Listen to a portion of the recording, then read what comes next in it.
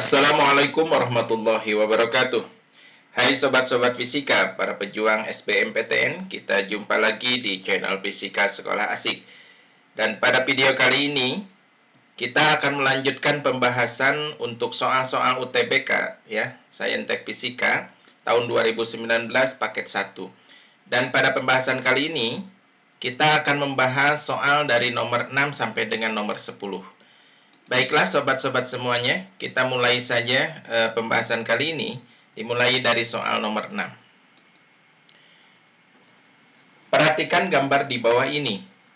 Sebuah bola dengan berat W dan jari-jari R berada pada bidang miring dengan sudut kemiringan θ terhadap bidang datar.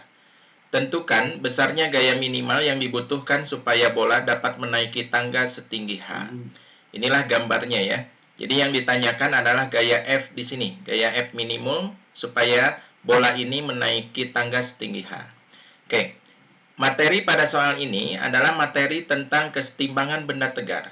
Ya. Dan untuk menjawab soal ini, langkah pertama kita harus menggambarkan gaya-gaya yang bekerja pada bola. Nah, kalau kita gambarkan, kurang lebih gambarnya seperti ini ya.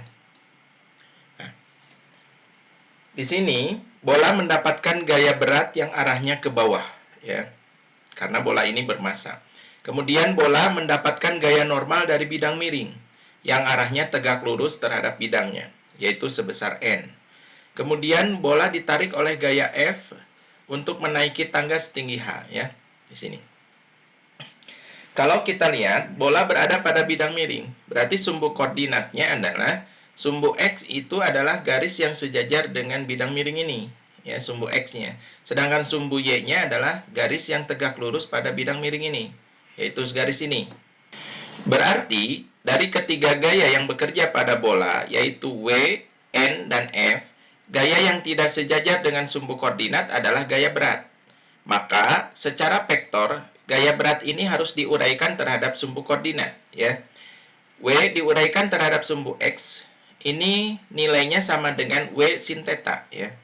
Sedangkan W diuraikan terhadap sumbu Y, nilainya adalah W cos θ, karena garis ini berada tepat di samping sudut θ-nya, ya. Kemudian, pada saat bola itu ditarik oleh F, maka bola ini tepat terangkat dari bidang miring, ya. Sehingga pada saat itu bola sudah tidak menyentuh lagi bidang miring. Maka pada keadaan itu gaya normalnya menjadi sama dengan 0. Ya, karena tidak ada gaya sentuh ya antara bola dengan bidang miring ini.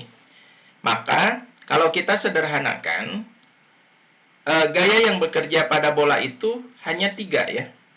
Yaitu kita lihat pada gambar B, yaitu W cos θ, W sin θ, dan F. Karena gaya normalnya sudah tidak ada, karena sudah tidak menyentuh lagi, tepat di sini. Nah, sedangkan kalau kita lihat di gambar A lagi, ini jarak dari garis F terhadap pusat putarannya, ini menjadi pusat rotasinya ya, ujung tangga ini. Kalau di B ini dikasih tanda huruf 0, ya, huruf O. Ini adalah R min H. Ini dari pusat bola ke bidang miring itu adalah jari-jari. Ini adalah ketinggiannya H, berarti ini sisanya ya, R dikurangi H. Sedangkan ini, jarak garis W cos θ terhadap pusat ini adalah garis merah yang putus-putus ini. Ini adalah R cos alfa ya. Kalau kita lihat di sini, R cos alfa. Kemudian, syarat dari kesetimbangan benda tegar, karena bola ini bergerak rotasi, jadi syarat keseimbangannya adalah sigma torsi sama dengan 0 ya. Nah, ini sigma torsi ini adalah gaya yang menyebabkan benda berotasi ya. Dan kalau kita lihat di gambar B ya, pusat rotasinya adalah di titik O, ini ya. Dan ketiga gaya ini semuanya tidak bekerja terhadap titik O. Berarti ketiga gaya ini menghasilkan torsi ya, menghasilkan torsi pada benda. Berarti persamaan torsinya adalah seperti ini. Ya, kita lihat. F dikalikan R min H, ya, di sini. F dikalikan R min H, ya, ditambah W sin θ dikalikan R min H, dikurangi W cos θ dikalikan R cos alfa. Ini karena jaraknya ya, jarak garis gaya terhadap pusat rotasi masing-masing. Berarti kalau kita uraikan di sini, semua yang ada W-nya kita pindahkan ke kanan, berarti ini menjadi positif, maka FR min H sama dengan W cos theta R cos alpha, ini menjadi positif. Jadi W kalikan R cos theta kali cos alpha, sedangkan W sin theta kali R min H pindah ke kanan jadi negatif ya. Jadi W dikalikan R min H dikalikan sin theta. Berarti kalau kita ingin menghitung F-nya, maka F sama dengan W dikalikan R cos theta cos alpha dikurangi W dikalikan R min H kalikan sin theta dibagi dengan R min H. Dan kita keluarkan W-nya, berarti W dikalikan dengan R cos theta cos alpha dikurangi R min H dikalikan sin theta per R min H ya. Persamaan ini, kalau kita lihat di option jawaban, ini sama dengan persamaan pada option D. Jadi jawaban untuk nomor 6 adalah D, yaitu F sama dengan W dikalikan R cos theta cos alpha dikurangi R min H kalikan sin theta per R min H ya. Sama dengan ini ya hasilnya. Baik, kita lihat selanjutnya ke nomor 7. Kita bahas ya, nomor 7. Suatu fluida dialirkan melalui sebuah pipa mendatar yang panjangnya L dan luas penampang ujungnya sebesar A. Jika ujung yang lain luas penampangnya setengah A, maka yang tidak mempengaruhi kontinuitas fluida tersebut adalah titik-titik. Nah, berarti ini materi tentang fluida dinamis, yaitu tentang debit air ya. Kita gambarkan dulu sesuai dengan cerita yang ada pada soal ini. Kurang lebih gambarnya seperti ini. Kita lihat. Nah, di sini ada pipa. Ini pipa besar, kemudian dilanjutkan ke pipa kecil. Ini A1 luasnya, mengalir air P1. Kemudian pada pipa sebelah kanan, ini luasnya semakin kecil, yaitu setengah dari luas awal. Kecepatannya menjadi V2. Ini berada pada ketinggian H. Maka di sini berlaku persamaan kontinuitas. Yang dirumuskan, V1 dikalikan A1 sama dengan V2 dikalikan A2. Ini merupakan nilai debit air ya. Nah, karena A-nya bentuk permukaannya lingkaran, maka A ini bisa diganti dengan luas lingkaran, ya, yaitu besarnya 1/4 pi D kuadrat kalau dinyatakan dalam diameter. Berarti rumus kontinuitas itu bisa ditulis dengan V1 kali D1 kuadrat sama dengan V2 kali D2 kuadrat. Ini diameter. Kalau diberi keterangan satu-satu setiap variabel, ini V adalah kelajuan aliran fluida, ya. Sedangkan A adalah luas permukaan pipa, dan D adalah diameter, sedangkan H adalah ketinggian pipa. Jadi, pada persamaan kontinuitas, variabel-variabel yang mempengaruhi itu, atau besaran-besaran yang mempengaruhinya adalah 1. Kecepatan, 2. Luas, 3. Diameter, yang keempat adalah ketinggian.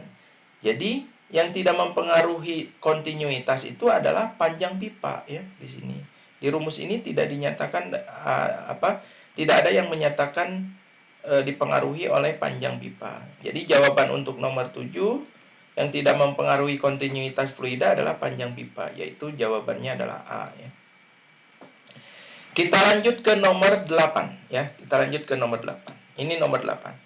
Sebuah peluru ditembakkan miring ke atas membentuk sudut 53 derajat terhadap arah mendatar dengan kecepatan awal V0 10 meter per sekon dan percepatan gravitasinya 10 meter per sekon kuadrat. Tentukan tinggi maksimum yang dicapai peluru. Nah, kalau kita baca soal ini jelas materinya tentang gerak parabola. Karena di sini ada sudut elevasi ya dan kecepatan awal. Berarti pada gerak parabola, tinggi maksimum itu dirumuskan H max sama dengan V0 kuadrat sin kuadrat alfa per 2G. Ini rumus ketinggian maksimum pada gerak parabola. Tinggal masukkan saja angka-angkanya. Ini kecepatan awalnya 10, berarti 10 kuadrat dikalikan sin kuadrat dari 53 derajat dibagi 2 kali 10. Ya. Ini 100, sin 53 itu 0,8, jadi nanti dikuadratkan, dibagi dengan 20. Ya. Ini hasilnya 64/20 sama dengan 3,2 meter. Jadi, ketinggian maksimum yang dicapai pada gerak parabola di soal ini adalah 3,2 meter. Jawabannya adalah B ya, 3,2 meter. Baik sobat-sobat, kita lanjut ke nomor 9 ya, ke nomor 9. Grafik berikut menyatakan hubungan gaya yang bekerja pada sebuah balok bermassa 7,5 kg terhadap waktu.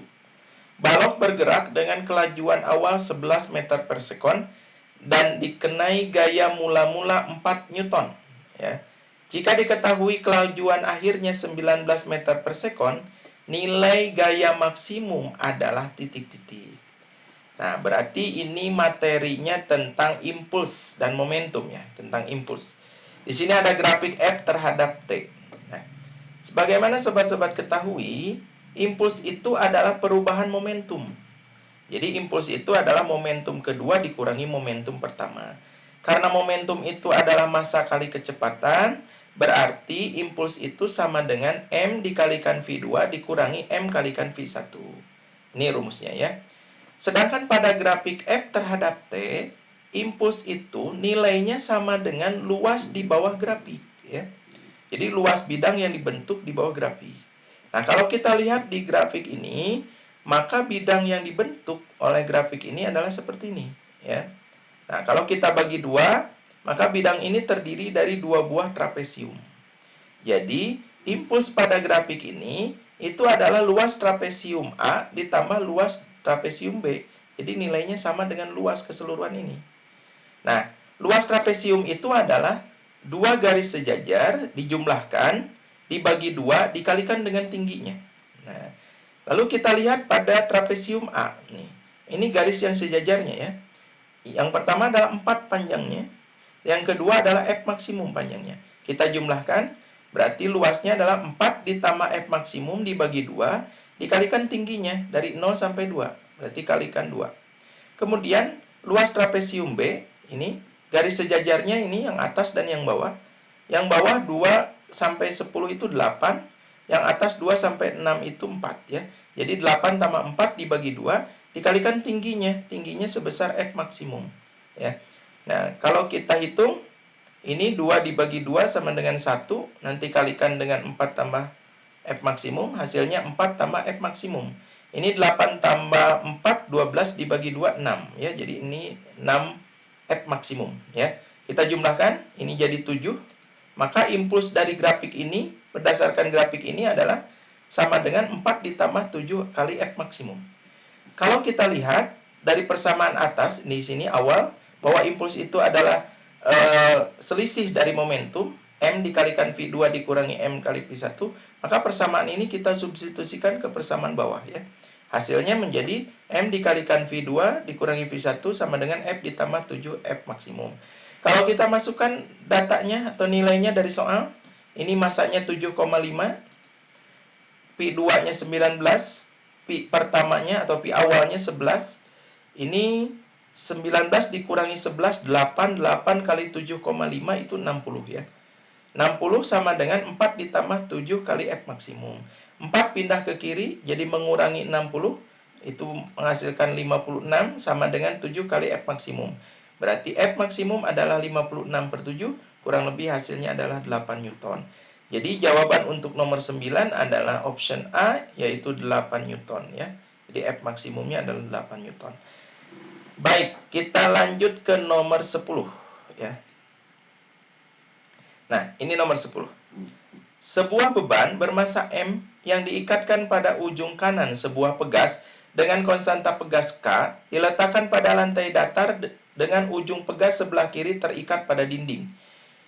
Beban ditarik ke kanan sampai ke titik A yang berjarak A kecil ya, dari titik setimbang dan kemudian dilepaskan sehingga berosilasi.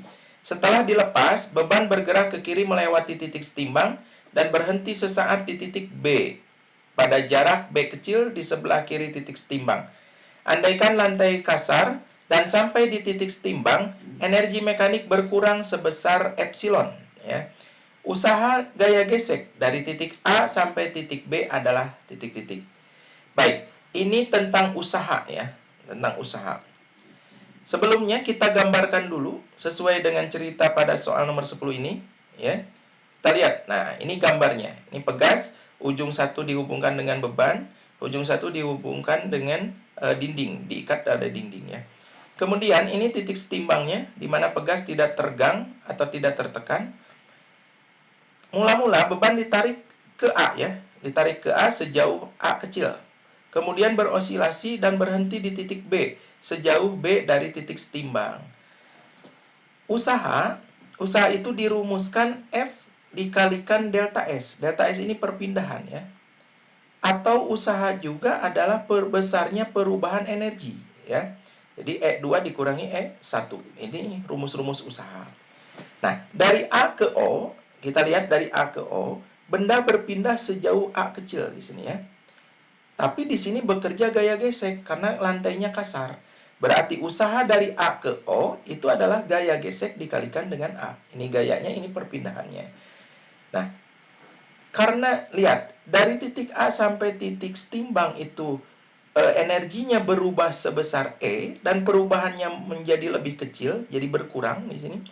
Maka usaha dari A ke O itu sama dengan negatif E. Kenapa negatif? Karena tadi perubahannya menjadi lebih kecil, yaitu berkurang sebesar epsilon. Jadi, usaha dari A ke O itu adalah negatif epsilon. Ya. Kalau kita substitusikan kedua persamaan ini, maka gaya gesek dikalikan A sama dengan negatif epsilon. Berarti gaya gesek sama dengan negatif epsilon per A. Kemudian kita lihat benda dari A ke B. Ya, dari A ke B. Berarti berpindah sejauh A tambah B. Dan di sini masih bekerja gaya gesek. Berarti usaha dari A ke B itu adalah gaya gesek dikali perpindahannya, yaitu A tambah B. Ya.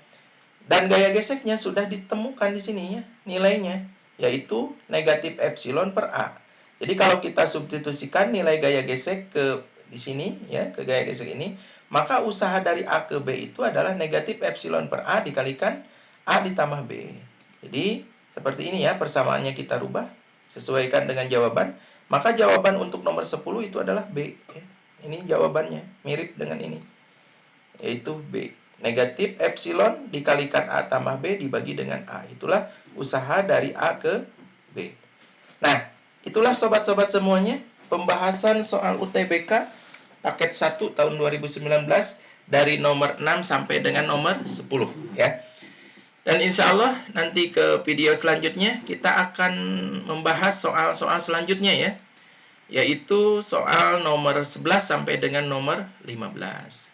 Ya, bagi sobat-sobat yang memerlukan file pembahasan UTBK secara lengkap, silahkan kunjungi blog kami yaitu di Fisika Sekolah Asik blogspot.com ya. Terima kasih atas perhatiannya. Mudah-mudahan penjelasan ini bermanfaat buat sobat-sobat semuanya, terutama dalam menghadapi UTBK tahun 2020 ya. Terima kasih sekali lagi. Sampai jumpa di video selanjutnya. Wassalamualaikum warahmatullahi wabarakatuh.